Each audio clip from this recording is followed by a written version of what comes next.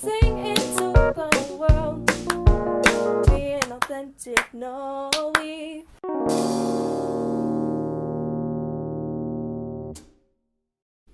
Hi friends, my name's Noe and welcome back to my YouTube channel.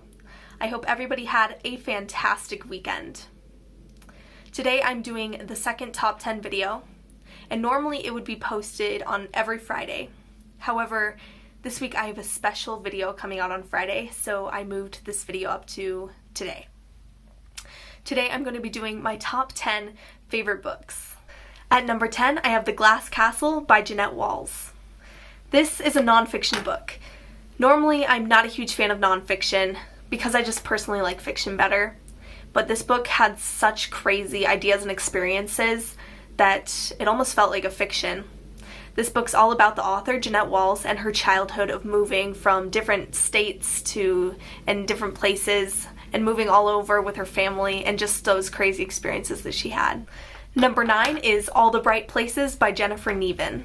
This is a very beautiful and moving book about a boy who doesn't quite fit in at his school. He's more of a social outcast.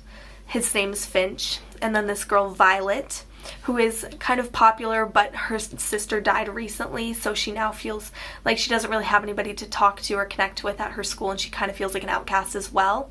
And when Finch and Violet get paired on a school project together, they travel all over their state to visit these tourist locations that are really cool but less known, and they develop a friendship.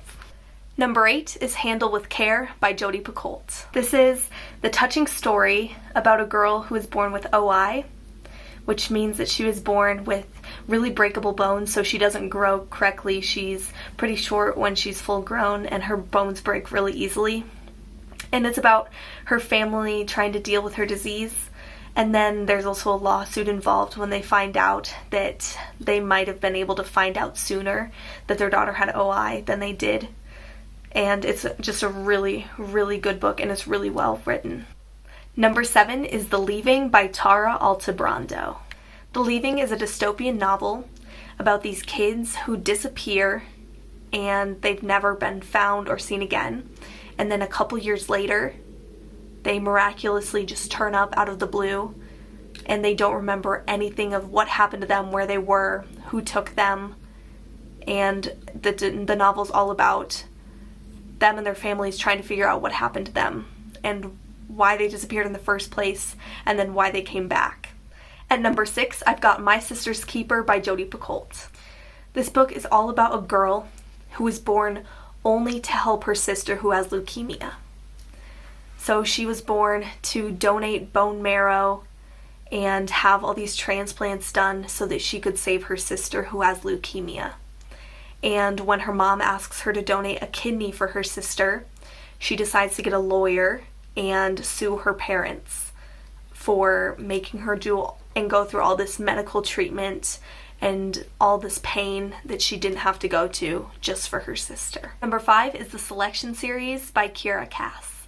The Selection Series is more of my guilty pleasure, and it's just a really entertaining series, and it's all about this girl, America Singer, who lives in the future America called Yea, and she has to enter what's called the selection.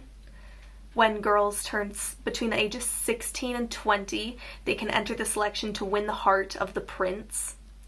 And there's also a caste system in the book, so there's the 8s, which are the lowest caste, and then the 1s, which is the royal family. And America is a 5, so they don't make a lot of money, but they're more well off than some of the lower castes. And she gets the opportunity to go compete for the prince's heart. Number 4 on my list is Ashes in the Snow by Ruta Sepetys. This is a really good historical fiction novel about a girl named Lena who was taken from her home in Lithuania by the Soviets and is taken to be moved to Siberia. And it's about her and her family's journey to Siberia and Lena trying to find her father through letters and drawings. Number 3 is Salt to the Sea by Ruta Sepetys. This is another historical fiction book by the same author, and it's about these 4 different people who are trying to escape Germany during World War II and get to safety.